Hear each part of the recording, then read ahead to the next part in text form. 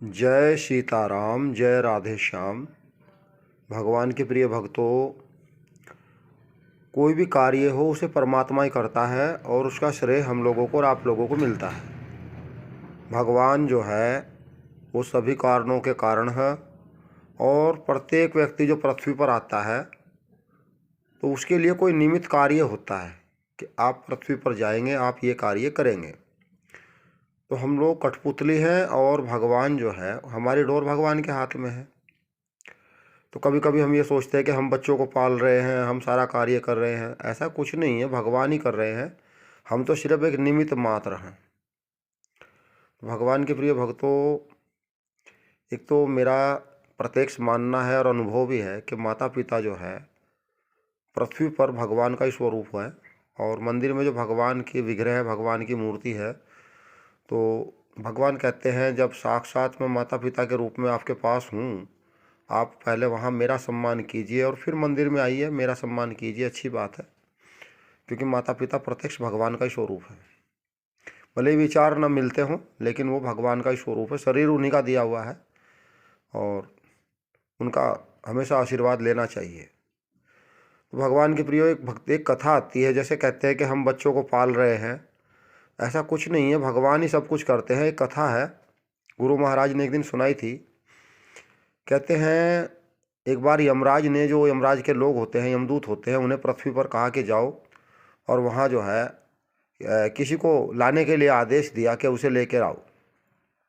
अब पृथ्वी पर जब यमराज आए, यमराज के जो दूत थे वो आए, तो उन्होंने देखा कि दो छोटी छोटी नन्ही मुन्नी बच्ची जिन्होंने अभी अभी जन्म लिया है, और यमराज ने उनकी माँ को कहा कि लेके आओ। तब यो यमदूत जो थे उनका हृदय पिघल गया कि इनकी कौन देखभाल करेगा, कौन इन्हें दूध पिलाएगा, और छोटी मासूम बच्ची है। तो यमराज के जो दूत थे उन्होंने उसे ले जाने से इनकार कर दिया और यमराज को जाकर के मना कर दी कि महाराज हम ऐसा कार्य नहीं करेंगे, बच्ची बहुत छोटी छोटी है, कौन उनका देखभाल करेगा। तो यमराज ने उन्हें दंडित किया और कहा जाओ तुम पृथ्वी पर भ्रमण करो, पृथ्वी पर घूमो, यहाँ मत आओ, जाओ। और दूसरे जो यमदूत थे उन्हें यमराज ने भेज दिया और अपना कार्य कर लिया। छोटे बच्चे जो थे उनकी माँ को ले आए। तो भगवान के प्रिय भक्तों, ऐसे ही समय बीतता चला गया, समय बीतता चला गया। अब ये जो छोटी बच्चियाँ थी, ये ऐसे बिल्कुल हो गई जैसे कहते हैं बिना माँ बाप का बच्चा होता है। और इन्हें इनके पड़ोस में रहने वाले एक मोची ने, जो मोची जूता काटने का काम करता है, गोद ले लिया कि भाई मेरे कोई संतान नहीं है, लाओ मैं इन्हें गोद लूँगा, इनका पालन पोषण करूँगा। ऐसे करते करते जो है 17-18 साल का समय बीत गया, बेटी जवान हो गई। तो एक दिन दूसरे शहर का एक बहुत बड़ा जमींदार वहाँ से, उनके गांव से, उनके कस्बे से होकर निकल रहा था, और होते होते उसका जो था, मतलब जूता जो रास्ते में था, वो टूट गया। तो उसने सोचा क्यों ना हम अपना जूता रिपेयरिंग करा ले। और ऐसे करते हुए वो पूछते पूछते वहाँ पे मोची की दुकान पे पहुँच गया। कहा भाई हमारा जूता टूट गया है और इसे आप रिपेयरिंग कर दीजिए। कहा महाराज बैठ जाओ, ठीक है अभी कर देते हैं। अब जैसे ही वो अपना जूता रिपेयरिंग करा रहा था तो मोची ने कहा अपनी बेटी से, बेटी पानी का गिलास लाओ, ये देखो हमारे यहाँ जो हमारे अतिथि हैं, कस्टमर हैं, वो आए हैं। अब एक बेटी पानी का गिलास लेके आई, एक बेटी गुड़ लेके आई। तब उस जमींदार ने सोचा कि ये जो मोची व्यक्ति है, इसके यहाँ इतनी सुंदर, सुशील और इतनी गुणवान कन्या कहाँ से आ गई। तब उसने अपना जूता जो था वो अपना रिपेयरिंग कराया। रिपेयरिंग कराने के बाद जो है वो कहने लगा कि महाराज ये कन्याएं क्या आपकी बेटी हैं? कहा हाँ मेरी बेटी है। कहा नहीं सच बताओ, क्या आपकी बेटी है ये? कहा भाई इस तरह की बात थी, इनकी माँ पिताजी नहीं थे, ये मैंने गोद ले ली और इनका पालन पोषण भगवान ने कराया है मेरे से, और ये मेरे गांव की बेटी हैं और ये एक अच्छे परिवार से है। तब उस जमींदार ने कहा कि भाई ये बेटी बहुत गुणवान है, बहुत सुशील है, बहुत सुंदर है, बहुत समझदार हैं।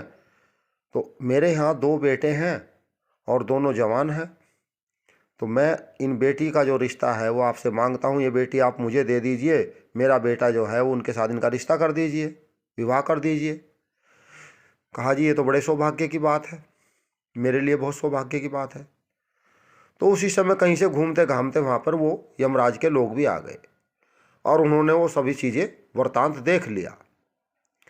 तब उनके मन में विचार आया कि ये बेटी जो थी, अगर उस दिन वो घटना वैसे ना गुजरती तो ये किसी गरीब और सामान्य परिवार में ब्याही जाती, और वो घटना गुजर जाने से भगवान ने जो है इन्हें बेटियों को किसी अमीर संपन्न घर में इनकी शादी करनी थी।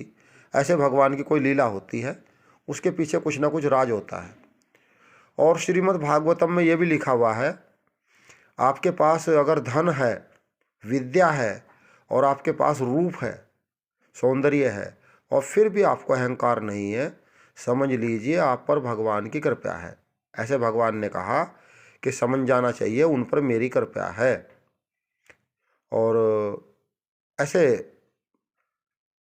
बताया गुरु महाराज ने एक दिन ये भी बताया कि धन जो होता, पैसा जो होता है, उसमें 48 प्रकार के दोष होते हैं। जिनके पास धन है और धन होने के बावजूद भी वो सर मार्ग पर हैं, अच्छे रास्ते पर चल रहे हैं, तो भगवान कहते हैं उन्हें समझ जाना चाहिए उन पर मेरी कृपा है। जय जय सीताराम, जय जय राधे श्याम, जय गौ माता, जय गोपाल। चैनल को सब्सक्राइब करें, वीडियो को लाइक करें।